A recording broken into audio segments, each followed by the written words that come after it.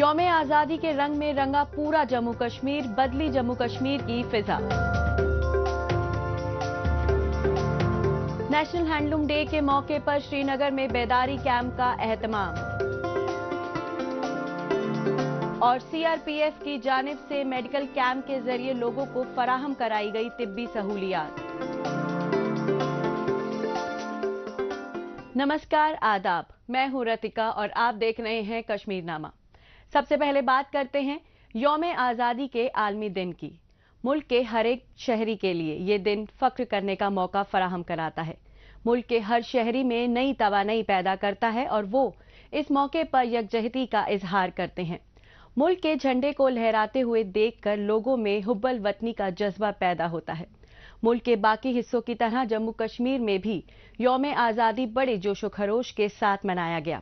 नए निजाम के तहत जम्मू कश्मीर के मुख्तलिफ इलाकों में यौम आजादी के मौके की सतरंगी छटा देखते ही बन रही थी। मुख्तलिफ कल्चरल प्रोग्राम के जरिए यहाँ के लोगों ने दुनिया को ये पैगाम दिया कि यकजहती हमारी शिनाख्त है। यौम आजादी के आलमी दिन के हवाले से पेश है हमारी ये रिपोर्ट। मुल्क के दूसरे हिस्सों की तरह जम्मू कश्मीर में भी 77वीं यौम आज़ादी बड़े ही जोशो खरोश के साथ मनाया गया।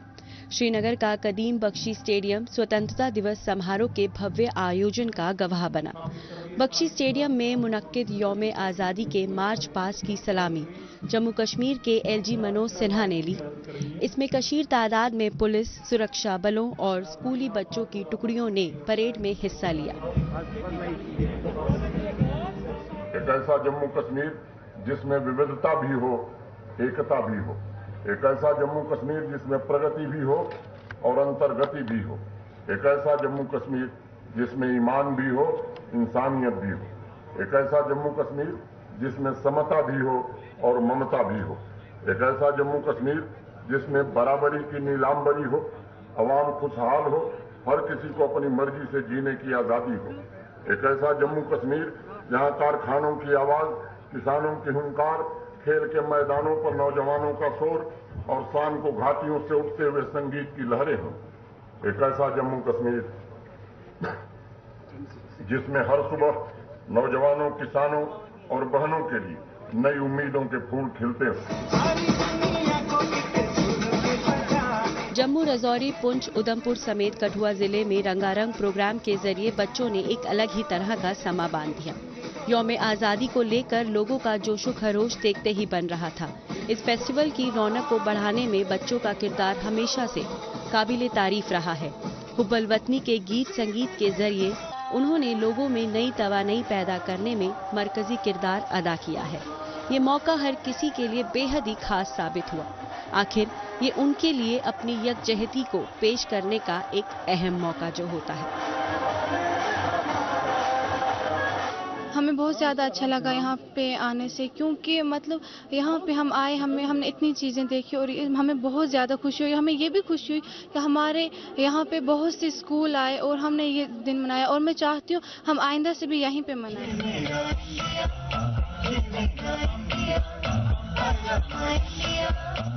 मुल्क के तमाम शहरियों को एक कड़ी में जोड़ने वाला नेशनल फेस्टिवल है यौम आज़ादी। एक फेस्टिवल जिसमें हर रंग मिलकर मुल्क के तिरंगे के रंगों में रंग जाता है। यही इसकी खासियत है, यही इसकी खुशबू है और इस खुशबू को बिखेरने में लोग बढ़ चढ़कर हिस्सा लेते हैं। इस जश्न में लोग शामिल होकर दुनिया को दिखाते हैं कि हमारी यकजहती ही हमारी शिनाख्त है और हम अपनी शिनाख्त पर कोई आंच नहीं आने देंगे।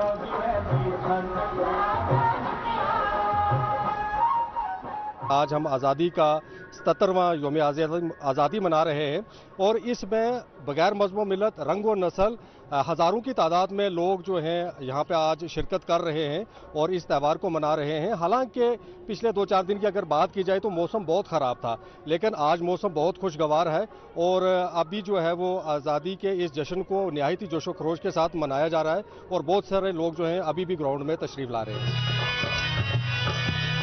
देश आज़ादी का अमृत महोत्सव मना रहा है। 77वें स्वतंत्रता दिवस से पहले जम्मू कश्मीर के सभी जिलों में तिरंगा यात्रा निकाली गई। इस कड़ी में जम्मू कश्मीर यूटी के मुख्तलिफ इलाके में रैली का एहतमाम किया गया। ये रैली डल झील के किनारे से होते हुए SKICC से बोटेनिकल गार्डन तक निकाली गई। और अब बात मरकजी हुकूमत और इंतजामिया की जानिब से कश्मीरी आर्ट और क्राफ्ट के शोबों को फरोग देने की समत में किए जाने वाले इकदामात की। बात चाहे बड़ी तादाद में लोगों को रोजगार मुहैया कराने की हो या फिर इसकी डिमांड की, ये यहाँ के अहम शोबों में से एक है। लिहाजा इसकी प्रोडक्शन को बढ़ाने और इससे वाबस्ता लोगों के मुनाफे को बढ़ाने पर खास तौर से तवज्जो मरकूज की जा रही है। इसी सिमत में नेशनल हैंडलूम डे के मौके पर ज़्यादा से ज़्यादा लोगों को इस और रागिब करने और उन्हें बेहतर प्लेटफॉर्म मुहैया कराने के लिए बेदारी प्रोग्राम का एहतमाम किया गया। पेश है इसी पर हमारी ये रिपोर्ट। कश्मीरी आर्ट और क्राफ्ट को फरोग मिले, इसके लिए महकमा कोशा है। इसके लिए महकमा हर सतह पर कोशिश कर रहा है। यही वजह है कि इस फन के तई लोगों में बेदारी आए, ये जरूरी है। इस फन के तई लोगों की दिलचस्पी बढ़े, इसके बारे में ज्यादा से ज्यादा लोग जान और समझ सकें कि इसके लिए जम्मू कश्मीर हुकूमत की जानिब से इस प्रोग्राम का एहतमाम किया गया। जम्मू कश्मीर के हैंडीक्राफ्ट्स और हैंडलूम शोबे से वाबस्ता लोगों को एक बेहतर प्लेटफॉर्म मुहैया कराने के मद्देनजर नेशनल हैंडलूम डे के मौके पर बेदारी कैंप का एहतमाम किया गया। ये एक अच्छा कदम है कि एक ही दिन सब कारीगर एक ही रोज अपना ये जो डे है, जिस तरह बाकी का डे होता है, इसलिए ये अच्छा हुआ कि कारीगरों के लिए एक दिन रखा। इससे नेशनल हैंडलूम डे रखा, इससे अपने हमें एक जगह मिलने का मौका होता है कि एक दूसरे को हम जो प्रॉब्लम है वो भी सॉल्व होती है और इससे कारीगरों को ये फायदा होता है, इनको नेशनल लेवल पर आज देखा जा सकता है। यूनियन टेरिटरी का ये रिवायती फन है। ये यहाँ के हुनरमंद लोगों की रोजी रोटी का अहम जरिया है। यहाँ के दस्तकारी शोबे के साथ तकरीबन 2.5 लाख से ज्यादा लोग वाबस्ता है। इससे इस शोबे की अहमियत मजीद बढ़ जाती है। कुदरती तौर पर इस शोबे से वाबस्ता लोगों को तमाम तरह की सहूलियात मुहैया कराई जा रही हैं और साथ ही वो इसमें नए तजुर्बों का इस्तेमाल करें, इसका भी इंतजाम किया गया है। ये यहाँ की इस सन्नत को जदीद तकाजों के मुताबिक आगे बढ़ाने में मददगार साबित हो रहा है। मेरे ख्याल में ऐसे इवेंट्स करने चाहिए। इनका इम्पोर्टेंस ही मैं आपको ये बात बताऊंगा कि आज से कुछ साल पहले जब से मैं इस प्रोजेक्ट में आया हूँ, उससे पहले हैंडीक्राफ्ट्स को शायद ही कोई जानता था। तो ऑलमोस्ट लोगों ने जहन से निकाल दिया था इस चीज़ को कि हैंडीक्राफ्ट्स और हैंडलूम भी कोई चीज़ है। तो ऐसे इवेंट्स होने के बाद, चाहे कोई एग्जीबिशन हो या फेयर हो या इस तरह का कोई इवेंट हो, तो इससे गेट टुगेदर जो आप कह रहे हो, कनेक्टिविटी बढ़ जाता है लोगों के साथ, आर्टिजन्स का डायरेक्ट, या बायर्स हो या जो अदर डेलीगेट्स हो। तो मेरे हिसाब से तो ये बहुत फायदेमंद है और ऐसे इवेंट्स और होने चाहिए। अगर बात आर्टिजन्स एंड व्यूअर्स की करें तो डिपार्टमेंट ऑफ हैंडलूम और हैंडीक्राफ्ट्स के साथ हजारों लोग रजिस्टर्ड हैं। इसके अलावा स्किल डेवलपमेंट ट्रेनिंग प्रोग्राम के तहत 4000 से ज्यादा लोग ट्रेनिंग हासिल कर रहे हैं। इस शोबे को बुलंदी अदा करने के मकसद से इससे वाबस्ता लोगों के लिए बड़ा बाजार भी मुहैया कराया जा रहा है। इसी सम्प में प्राइवेट पार्टनर के साथ एक करार भी किया गया है, जिसका मकसद यहाँ के हैंडीक्राफ्ट्स और हैंडलूम की पैदावार को ऑनलाइन मार्केटिंग की सहूलियत फराहम करना है। कुदरती तौर पर इसका फायदा आर्टिजन्स को मिलना शुरू हो गया है। We are assembled here to celebrate the Handloom Day, right? The purpose of this is to celebrate and recognize the contribution of the artisans, recognize the contribution of the artisans of the country, artisans of Kashmir, of J&K, in the economic growth of the country. Right? So you all would know that even in the independence movement, the role that the Charkha played in making and India self-reliant. Jammu Kashmir की दस्तकारी और handloom का शोबा तमाम तरह से मालामाल है। यहाँ पर इसकी मसनूआत की खूबसूरती देखते ही बनती है। इसके साथ लाखों की तादाद में लोग वाबस्ता हैं और इसमें रोजगार के वसी इम्कानात के मद्देनजर इसे मजीद फरोग भी दिया जा रहा है। इसके लिए बाकायदा वक्तन फवक्तन क्राफ्ट्स बाजार और मेलों और नुमाइशों का एहतमाम किया जाता है। ताकि दस्तकार अपनी मसनूआत की नुमाइश कर सके और खरीदारों को भी तमाम तरह की मसनूआत को खरीदने का एक प्लेटफॉर्म मिल सके। इसके बेहतर नतीजे भी बरामद हो रहे हैं।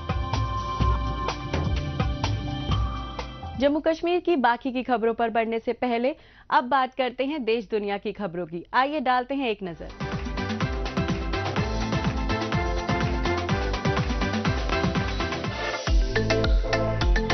तेज दर्जे हरारत को बर्दाश्त करते हुए थाई किसानों ने मानसून के मौसम में चावल की काश्त के आगाज के मौके पर सालाना पानी भैंस दौड़ में हिस्सा लिया।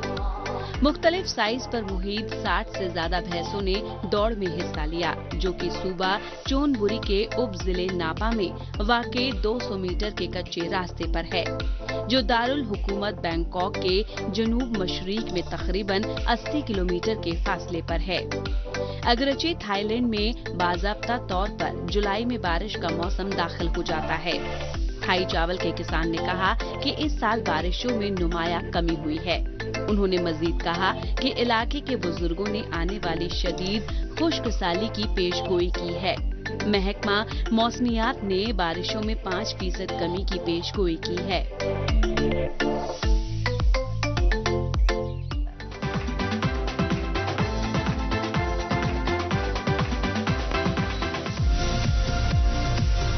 फिलिस्तीन के वेस्ट बैंक के गांव में मयार अयादेह एक खातून घुड़सवारी की इंस्ट्रक्टर हैं, जो पगडंडियों पर घुड़सवारी करती हैं। ये मंजर हेब्रोन के करीब कदामत पसंद कम्युनिटी में बहुत आम नहीं है। छोटी उम्र में और घोड़ों से अपने इब्तदाई मुकाबले में मयार ने अपने खौफ पर काबू पा लिया और तेजी से अपने ख्वाब को पूरा करने की हिम्मत पाई।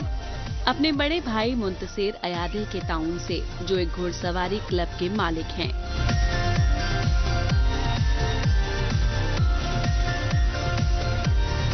मयार ने वो सब कुछ सीख लिया जिसकी उसे जानने की जरूरत थी, और वो क्लब में दिगर ख्वातीन, लड़कियों और बच्चों को तरबियत देने में किरदार अदा करते हुए एक मशहूर इंस्ट्रक्टर बन गई। अगरचे घोड़े की सवारी को रिवायती तौर पर उनकी बिरादरी में मर्दों की बालादस्ती के तौर पर समझा जाता है, लेकिन इस किरदार को आगे बढ़ाने में मयार की इस्तिकामत ने हेब्रोन के आसपास के लोगों को, अपने बच्चों, खास तौर पर लड़कियों को इस खेल में महारत हासिल करने की तरबियत देने की तरगीब दी।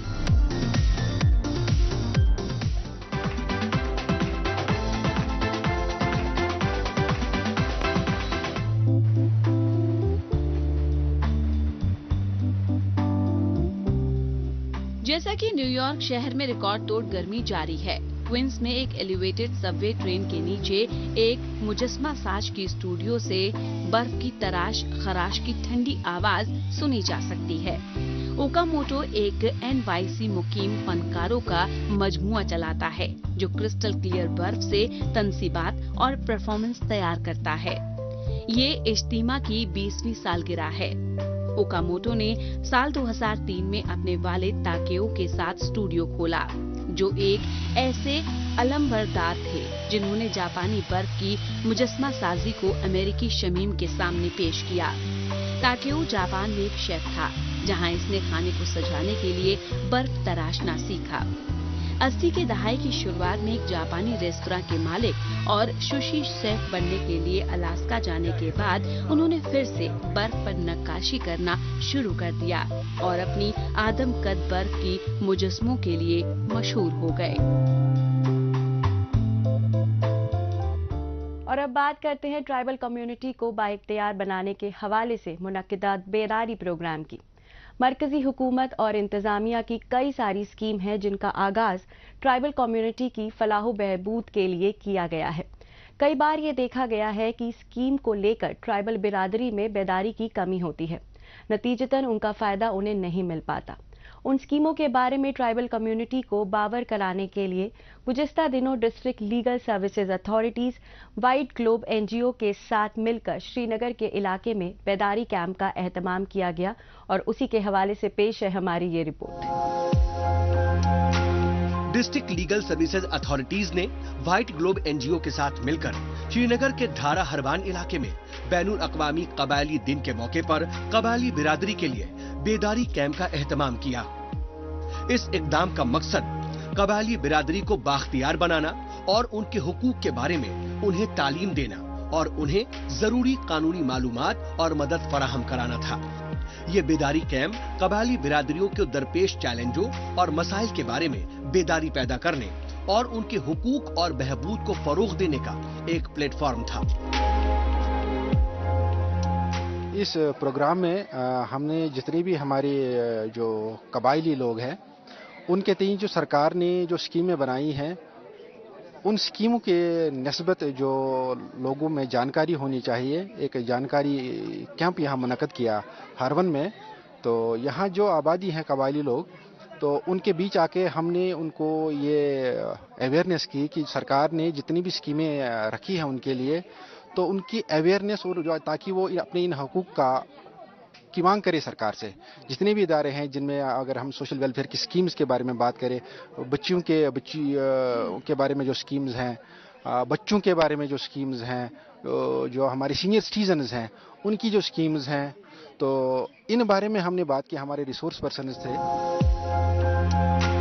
जिले कानूनी खिदमात के हुक्काम और NGOs कबायली आबादी समेत पसमानदा बिरादरियों को कानूनी इमदाद और मदद फराहम करने में अहम किरदार अदा करते हैं। इस आगाही कैंप के इनेकाद से उनका मकसद कानूनी निजाम और कबायली बिरादरी के दरमियान खाई को खत्म करना, इंसाफ तक रसाई और उनके हुकूक के तहफ्फुज को यकीनी बनाना था। ये हमारे अपने लोग हैं, हमारे कबायली लोग हैं, इनको हमने यहाँ पे ये बताया कि इन लोगों के हकूक क्या हैं, ये किस तरह से अपनी जो ज़िंदगी है उसको बेहतर तरीके से गुजार सकते हैं, इनके क्या हकूक है, कौन सी स्कीम्स जो हैं या कानून में कौन सी चीज़ें हैं जो इनको दी गई हैं जिनके बारे में ये अनजान थे, उनके बारे में हमारे यहाँ जज साहब भी आए थे और बाकी भी जो लॉ की फ्रेटर्निटी थी वो यहाँ पर आई थी और उन्होंने इनको अच्छे तरीके से इनको बताया कि आपके कौन से हकूक हैं, आपको किस तरह से इन हकूकों को हासिल करना है और किस तरह से आपके बच्चों के लिए पढ़ाई मुफ्त है, किस तरह से उनके लिए मिड डे मील स्कीम चल रही है और बेहतर है कि आपको अपने बच्चों को जो है उन पे इन्वेस्ट करना चाहिए, उनको एजुकेट करें ताकि आपकी जो ये जिंदगी है ये आते हुए वक्त में अगले ज़माने में हमारे ये बेहतर हो सके। तो इनके लिए हम बहुत ज़्यादा शुक्रगुजार हैं। लोगों से मिलकर और राबिता कायम कर ही इस बात की तसल्ली की जा सकती है कि हुकूमत की जानिब से बहाल सहूलियात से वो किस तरह से मुस्तफीद हो सकते हैं। हुकूमत की जानिब से कौन कौन से मंसूबे हैं जो उनकी जिंदगी में बेहतरी लाने में मददगार साबित हो सकते हैं, इस बात की जानकारी यहाँ पर दी जा रही है। ट्राइबल की जिंदगी बसर करने वाले कुनबों के बच्चों के मुस्तकबिल को संवारने की पुरजोश कोशिश की जा रही है और इस तरह के प्रोग्राम इसमें संगमील साबित हो रहे हैं। जानकारी हमको अच्छी मिल रही है। आप लोग जो आए हैं, हम ये अर्ज करते हैं कि हमारे लिए कुछ अच्छी सहूलत होनी चाहिए, हमारे के लिए रहने सहने का ठीक इंतजाम होना चाहिए और हमारे जो बच्चे हैं वो अच्छी तरीके से तालीम करना चाहिए और ताकि हम भी इस देश के साथ अपनी जिंदगी अच्छे तरीके से निभा सके। गवर्नमेंट की तरफ से हमको मिलता है मगर उतना ज्यादा नहीं मिलता कि जिससे हमारा गुजारा चल सके। हुकूमत की जानिब से हर तबके के लोगों की फलाह बहबूद के लिए इंतजाम किए जा रहे हैं। कबायली बिरादरी के लिए खास तरह की सहूलियात बहाल की जा रही हैं ताकि उन्हें किसी तरह की परेशानी का सामना न करना पड़े। हुकूमत की जानिब से किए जाने वाले इस तरह के इकदामात से लोगों को कुदरती तौर पर राहत मिल रही है और इससे उन्हें इस्तेफादा भी किया जा रहा है। आगे बढ़ने से पहले आइए डालते हैं एक नजर सोशल मीडिया पर, जहां पर जम्मू कश्मीर की कई छोटी बड़ी खबरें सुर्खियों में हैं।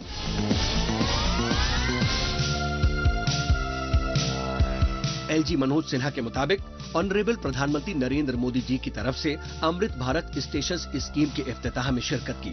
JNK UT, जम्मू तवी, उधमपुर और बड़गाम के 3 स्टेशनों को दोबारा तरक्की के लिए शामिल करने के लिए ऑनरेबल वजीर आजम का मशकूर हूँ, जिससे कनेक्टिविटी को जबरदस्त फरोग मिलेगा और मुसाफिरों के लिए सफर में आसानी होगी। रेजिडेंसी रोड रीडेवलपमेंट के साथ साथ लालचौक प्रीसिंक्ट डेवलपमेंट का हमारा बावकार मंसूबों पर 24 घंटे काम जारी है। पूरे इलाके में बड़े पैमाने पर तब्दीली आ रही है। अंडरग्राउंड बिजली की लाइनें, ड्रेनेज और सीवरेज इंफ्रा, पैदल चलने के रास्ते। मिशन यूथ के तहत 15,000 से ज्यादा नौजवान हमारे साथ जम्मू एंड कश्मीर में तालीमी, कारोबारी और हुनरमंदी के इकदामात के तहत अपनी कामयाबी की कहानियां लिखने के लिए हमारे साथ शामिल हैं। आज मुख्तलिफ नए इकदामात के आगाज के लिए मुअज्जिज ऑफिसर ऑफ LG J&K का शुक्रिया, बेपनाह मुतासिर नौजवानों का जज्बा। जम्मू की 100 इलेक्ट्रिक बसें सुरक्षा और सुविधाओं से लैस हैं। फायर डिटेक्शन और अलार्म सिस्टम CCTV कैमरे के साथ लाइव ट्रैकिंग की सामर्थ्यपूर्ण तकनीक से लैस है। ये नया कदम शहर के यातायात को आधुनिक बनाने और यात्रियों की सुरक्षा में प्रतिबद्धता का प्रतीक है।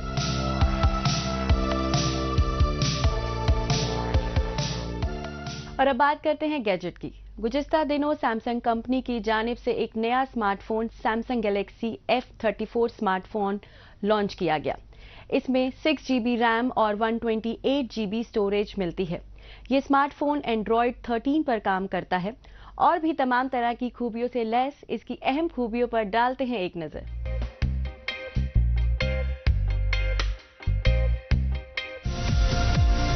सैमसंग कंपनी की जानिब से एक नया smartphone Samsung Galaxy F34 smartphone को बाजार में पेश किया गया है। इसमें 6.46 इंच की FHD+ AMOLED डिस्प्ले का इस्तेमाल किया गया है, जिसका रेजोल्यूशन 1080 × 2340 पिक्सल है। रिफ्रेश रेट की अगर बात करें तो इसमें 120 हर्ट्ज रिफ्रेश रेट दिया गया है। ये स्मार्टफोन Exynos 1280 प्रोसेसर के साथ आता है। स्टोरेज की अगर बात की जाए तो इसमें 6 GB रैम और 128 GB स्टोरेज मिलती है। सेंसर के मामले में इस मोबाइल में accelerometer sensor, fingerprint sensor, gyro sensor, geomagnetic sensor, light sensor और वर्चुअल प्रॉक्सिमिटी सेंसर दिया गया है। कैमरा सेटअप की बात की जाए तो इस स्मार्टफोन के रियर में 50 मेगापिक्सल का पहला कैमरा और 8 मेगापिक्सल का अल्ट्रा वाइड एंगल लेंस और 2 मेगापिक्सल का तीसरा कैमरा दिया गया है। वहीं इसमें सेल्फी और वीडियो कॉल के लिए 13 मेगापिक्सल का सेल्फी कैमरा दिया गया है। इस स्मार्टफोन में 6000 mAh की बैटरी दी गई है। ये स्मार्टफोन एंड्रॉयड 13 पर काम करता है। आखिर में बात करते हैं सेंट्रल रिजर्व पुलिस फोर्स यानी CRPF की जानिब से जरूरतमंदों को तिब्बी सहूलियात मुहैया कराने के मद्देनजर मेडिकल कैंप के एहतमाम की। हिफाजती अमले और आवाम के बीच रिश्तों को मजबूत बनाने के लिए वक्तन फवक्तन CRPF की जानिब से इस तरह के मेडिकल कैंप का इक़दाम किया जाता रहा है। इस सिलसिले में गुज़िस्ता दिनों श्रीनगर के मैसूमा में भी मेडिकल कैंप का इनकाद किया गया। इस मेडिकल कैंप के जरिए लोगों को बड़ी राहत पहुंचाई गई और इसी के हवाले से पेश है हमारी ये रिपोर्ट। जब भी मौसम में तब्दीली दर्ज होती है, लोगों को मुख्तलिफ किस्म की जिस्मानी परेशानियां शुरू हो जाती हैं। हर किसी को बेहतर तिब्बी सहूलियात फराहम हो सके, इसके लिए जम्मू कश्मीर UT हुकूमत कोशा है। यहाँ के अस्पतालों में हर तरह की सुविधा बहाल की गई है। इसके अलावा भारतीय फौज की जानिब से समय समय पर मेडिकल कैंप का एहतमाम होता रहता है, जिससे आवाम काफी मुस्तफिद होते हैं। इसी कड़ी में गुज़िस्ता दिनों CRPF की 132वीं बटालियन की जानिब से श्रीनगर के मैसूमा में सिविक एक्शन प्रोग्राम के तहत मेडिकल कैंप का एहतमाम किया गया। 32वीं वहीनी CRPF की तरफ से यहाँ मैसूमा कम्युनिटी हॉल के अंदर एक health camp medical checkup camp लगाया गया है, जिसमें कि जितने भी यहाँ के इस लोकेलिटी के लोग हैं और आसपास के लोग हैं उनको मेडिकल फैसिलिटीज़ एक्सटेंड की जा रही है। आज हम यहाँ पे जो भी लाइफस्टाइल से अफेक्टेड बीमारियाँ रहती हैं, जैसे डायबिटीज़, ब्लड प्रेशर या कोई पानी से रिलेटेड अपर रेस्पिरेटरी ट्रैक्ट की बीमारी या कोई भी इस किस्म की बीमारी है, उन सब की दवाइयाँ आज यहाँ पे दी जाएंगी। और अगर कोई डायग्नोसिस के अंदर कोई किसी को फर्दर रेफरेंस की भी ज़रूरत है तो उसे आगे के लिए भी बताया जाएगा कहाँ रेफरेंस जाके कौन से डॉक्टर से मिलना है, क्या इलाज करवाना है। हिफाजती अमले और आवाम के बीच रिश्तों को मजबूत बनाने की ये अलामत है। उनके साथ राबिता कायम करने, उनकी मुश्किलों को आसान बनाने का ये जरिया है। सिविक एक्शन प्लान और ऑपरेशन सद्भावना लोगों के साथ जुड़े रहने की एक कड़ी है। जिन इलाकों में मेडिकल फैसिलिटी नहीं है, वहां पर कैंप लगाकर उनका फ्री चेकअप और दवाइयां मुहैया कराकर उन्हें बड़ी राहत पहुंचाई जाती है। ये दवाइयां महंगी होती हैं और ये उन्हें यहाँ पर फ्री में दी जाती हैं, ताकि उन्हें जिस्मानी परेशानियों से छुटकारा मिल सके। लिहाजा लोगों को इस तरह के कैंप के एहतमाम का इंतजार रहता है। यहाँ हमारे सीआरपीएफ कैंप आए हैं, इनके पास डॉक्टर्स है, बहुत अच्छे डॉक्टर्स है, बहुत फैसिलिटी दे दी उन्होंने हमको, तो बहुत ही अच्छा लग रहा है हमको। ऐसे प्रोग्राम और भी होने चाहिए। तो सारे मेडिसिन वगैरह फ्री दिए गए हैं, जिसको जो चाहिए उसको मिल गया, अच्छी तरह से मिल गया, कोई कुछ नहीं हुआ, ठीक अच्छे से हो रहा है सब। तो कितना फायदा मिला इन गरीब? बहुत ही ज्यादा फायदा हो रहा है, क्योंकि इसमें बहुत गरीब लोग आ रहे हैं जिनके पास पैसे नहीं, दवा लाने के लिए कुछ नहीं है, इन्होंने लाया, बहुत अच्छे से दिया है, कोई कुछ नहीं हो रहा है, ठीक हो रहा है, सब हो रहा है, अच्छा हो रहा है, और भी ऐसे ऐसे होने चाहिए। गरीब आवाम को कुछ फायदा मिलना चाहिए। हम सोसाइटी को बहुत फ़ायदा मिल रहा है, क्योंकि बहुत सारे लोग ऐसे हैं जो ये अफोर्ड नहीं कर सकते हैं, तो ये बहुत अच्छा इनिशिएटिव है। एंड मैं यही गवर्नमेंट से यही रिक्वेस्ट करूंगी कि ऐसे इनिशिएटिव्स वो उठाएं, ताकि जिससे हमारे नॉर्मल पीपल जो है, जो पुअर सोसाइटी है हमारी, उनको बहुत ज़्यादा फ़ायदा मिले। मैं यहाँ पर देख रही हूँ बहुत सारे हमारे नेबर्स में ऐसे थे जो ये अफोर्ड नहीं कर सकते थे, लेकिन आज इस इनिशिएटिव के थ्रू बहुत सारे लोगों को हेल्प मिल रहा है। तो ऐसी चीजें होनी चाहिए। जी, मेरी गवर्नमेंट से ये रिक्वेस्ट है कि ऐसे इनिशिएटिव्स रोज हों, ताकि नॉर्मल सोसाइटी को इससे बहुत हेल्प मिले। बेहतर तिब्बी सहूलियात हर किसी की बुनियादी जरूरत है। बीमार होने पर उसका इलाज जरूरी होता है। इसमें थोड़ी लापरवाही से इंसान की मुश्किलें बढ़ जाती हैं, फिर चाहे वो बच्चा हो, जवान हो या फिर बुजुर्ग। दूर दराज के इलाकों में इसी को ध्यान में रखकर मेडिकल कैंप लगाए जाते हैं और उससे तमाम उम्र के लोग मुस्तफिद होते हैं। मौसम में तब्दीली दर्ज होने के साथ ही पैदा होने वाली जिस्मानी परेशानियों पर गौर करते हुए इसके एहतमाम पर तवज्जो मरकूज की जाती है। इस हफ्ते बस इतना ही। हमें दीजिए इजाजत, अगले हफ्ते इसी दिन इसी वक्त फिर होगी मुलाकात। तब तक के लिए नमस्कार, खुदा हाफिज।